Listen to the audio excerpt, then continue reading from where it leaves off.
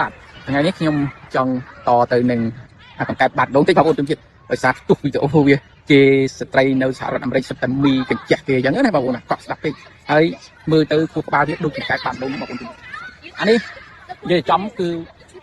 ដូចកង្កែបបាត់ដូងខួរក្បាលវាណា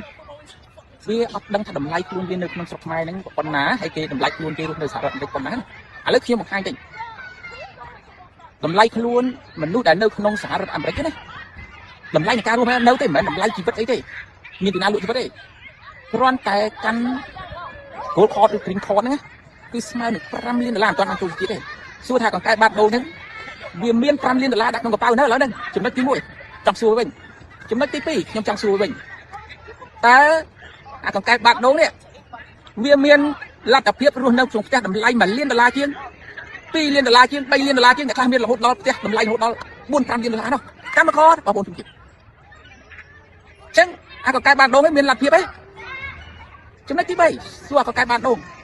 បាទកង្កែបបាត់ដូងឯងឈឺតើអាកង្កែបបាត់ដូងឯងមានលទ្ធភាពទីហោឈឺអស់$4-5 លានមានលទ្ធភាពរលុយទៅព្យាបាលខ្លួនទេអ្នករស់នៅក្នុងសហរដ្ឋអាមេរិកដែលស្របច្បាប់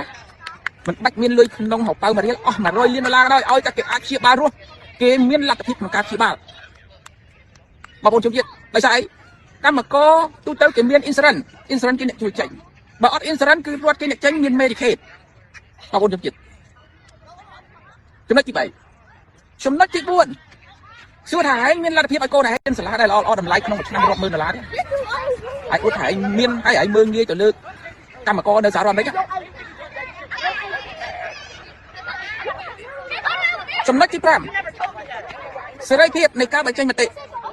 សេរីភាពនៃការដើរហើរនៅអាមេរិកបញ្ចេញមតិឯងចង់ថាអ្នកណាក៏ដោយឲ្យតែខុសយុរដ្ឋប្រធានាធិបតីមន្ត្រីខ្ពស់អីយ៉ាងណាក៏ដោយក៏អត់មានអាចចាប់ឯដាក់ដែរនៅស្រុកខ្មែរឯងទៅប៉ះបន្តិចឯងជាប់ពួកថ្ងៃចេញនេះគេថាឯងញុះញង់បកកអសេរីភាពក្នុងសង្គមហ្នឹងចំណុចទី6យុត្តិធម៌សង្គមឯងនៅស្រុកខ្មែរឯងតិចទៀតឯងជួបអាធំជាតូចនៅស្រុកអាមេរិកបាននេះណា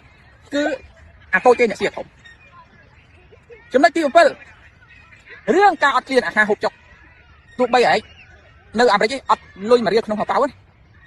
ក៏មានលទ្ធភាពក្នុងការហូបអាហារបបោហូហៀដែរ